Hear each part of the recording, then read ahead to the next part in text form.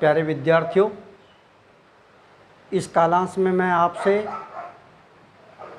अपत्याधिकार प्रकरण जो पिछले कालांशों में चल रहा था उसी क्रम को आगे बढ़ाते हुए दो प्रत्ययों की बात करूंगा। तद्धित प्रत्यय दो प्रत्यय हैं, यत प्रत्यय और अणय प्रत्यय।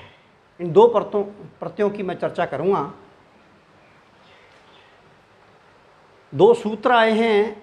एक यत प्रत्यय विधायक सूत्र है, राज स्वसुराद यत। सूत्र है राज स्वसुराद यत।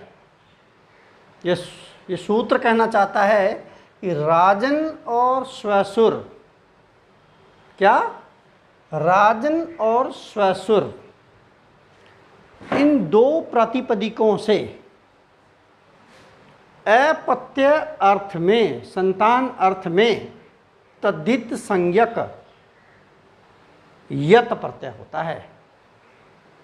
फिर दोबारा सुनिए, क्या, राज स्वसुरात यत। ये सूत्र कहना चाहता है कि राजन और स्वसुर प्रातिपदिकों से अपत्य अर्थ में, संतान अर्थ में तद्धित संज्ञक यत प्रत्यय होता है।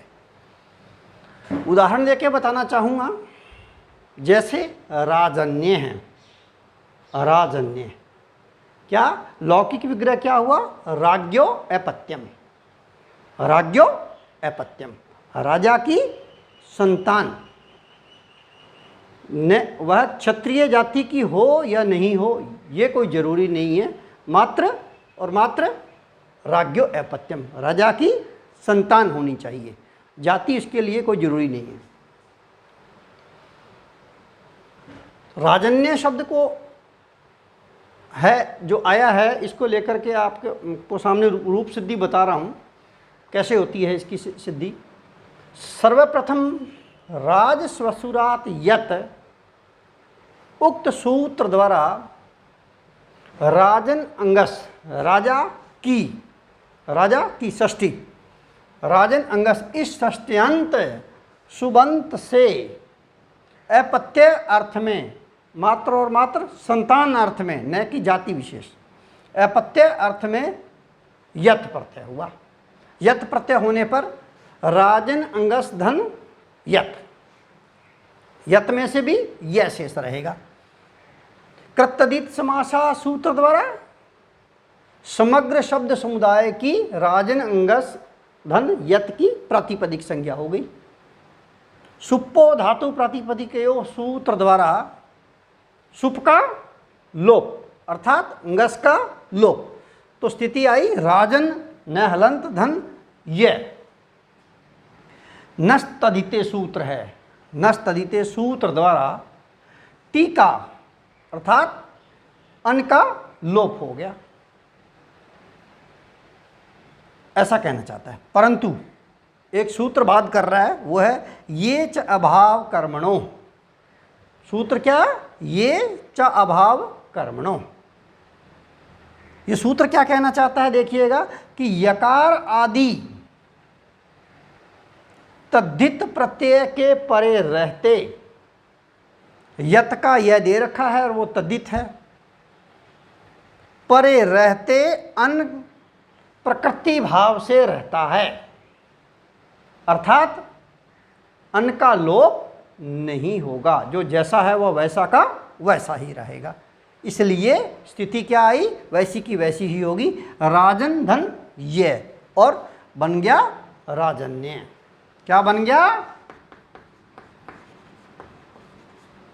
राजन्य। ठीक है। अब इसके बाद स्वोजस सूत्र से प्रथम विभक्ति के एकवचन में सुप्रत्यय और सहलंत को रुत्व विसर्ग होने पर राजन्य प्रयोग सिद्ध होगा। इस सूत्र में हम देख रहे थे कि राज स्वसुरात यत, राजन का तो मैंने आपको बता दिया। इसमें स्वसुर एक प्रातिपदिक आया है, स्वसुर शब्द से भी यत प्रत्यय होता है। जैसे स्वसुर और यत, जब यत प्रत्यय जुड़ा तो बनता है स्वसूर्य। क्या बना? स्वसूर्य, ससुर की संतान, क्योंकि ये अपत्य अर्थ में ही है, अर्थात सालाजी। अगला सूत्र पे चर्चा करना चाहूंगा। अगला सूत्र है कुरुनादिभ्यो अणेय। क्या? कुरुनादिभ्यो अणेय है। क्या कहना चाहता है?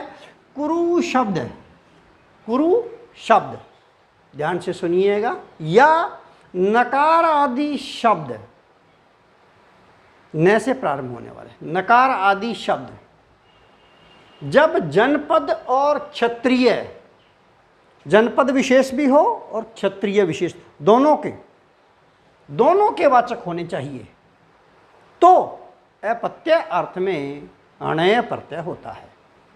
अणय में से भी अणय हलंत की चुटु सूत्र से इत संज्ञा होने पर मात्र और मात्र यह शेष रहता है। कुरु शब्द से, कुरु शब्द से जब, क्योंकि कुरु शब्द जो है वह जनपद का भी वाचक है और क्षत्रिय का भी वाचक है, दोनों का वाचक होने के कारण अपत्यादि अर्थ में कुरुणादि व्यवणय सूत्र द्वारा अणय प्रत्यय होकर कौरव्य बनता है। कौरव्य, इसका लौकिक विग्रह क्या होता है? कुरोरपत्यम, कुरोरपत्यम, कुरु की संतान, कुरु की संतान। हाँ, इसमें इस सूत्र में कुरुनादिभ्यो न से प्रारंभ होने वाला शब्द जो जनपद और क्षत्रिय दोनों का वाचक होना चाहिए, जैसे निषद्ध, जैसे निषद्ध, ये जनपद का भी वाचक है और क्षत्रिय का भी वाचक है, तो इसलिए इसमें भी अपत्य अर्थ में, संतान अर्थ में कुरुनादिभ्यो ने सूत्र द्वारा अणय प्रत्यय होकर के नैषध्यय बनता है। क्या बनता है? नैषध्यय। कौरव्य शब्द की सिद्धि बताना चाहूंगा आपको। जैसे सर्वप्रथम कुरुनादिभ्य अणय, इस सूत्र द्वारा कुरु अंगस, क्या? कुरु अंगस, कुरु की षष्ठी एक वचन, कुरु अंगस, इस षष्ट्यंत सुबंत से अपत्य अर्थ में अणय प्रत्यय हुआ। अणय में से भी अणय हलंत की चुटु सूत्र द्वारा इत संज्ञा होने पर मात्र और यह शेष रहा, तो स्थिति आई, बनी कुरु अंगस धन य। कृतदित समासा सूत्र द्वारा समग्र शब्द समुदाय कुरु अंगस और य की प्रातिपदिक संज्ञा हो गई। सुपो धातु प्रातिपदिक के सूत्र द्वारा सुप का अर्थात अंगस का लोप हो गया, तो बना कुरु धन य।